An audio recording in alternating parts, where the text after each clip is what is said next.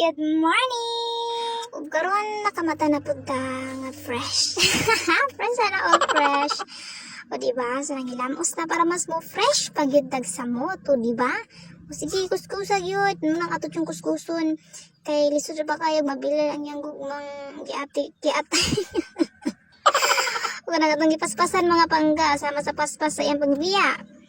So karon mo man na hilamos, magtrapo-trapo na ta. Ana, ina na ono to pagtrapo ba? So karon, syempre, buutan beta. Mamisbis yun ta og utanon o diha. Tayo na akong mga sili, mga palangga o kasi gustong sili, duol lang mo sa balay. Lamian, fresh. Kasama ka fresh ninyo. Ay, sana all. O diba? Ana, fresh kayo na. Lami kayo na siya sa mga tula. O karon, ako sa dieng mama nagpakaon og manok. O diba? Mga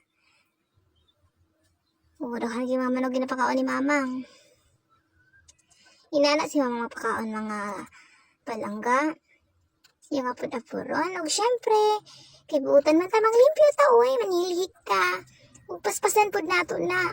Syempre sa pagpanilhig, ado na gyud na moy relax nga dala tanga ba. Ug pagkahuman ako panilig maugid niya ako nakitaan.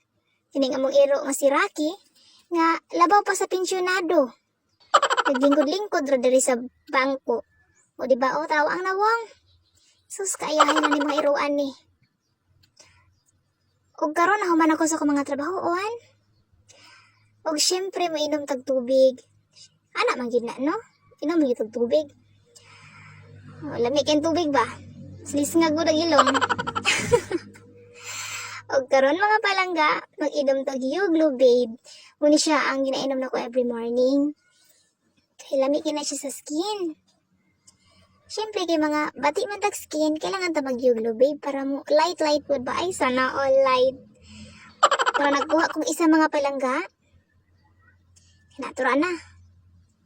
Wala siya, Yuglo babe, o ako ang giinom. Labi kina siya mga palangga ka ng Yuglo babe. Kay food supplement na siya, dili siya wala siya side effect. Og lami kay akong pamati mga palangga, sana all feeling.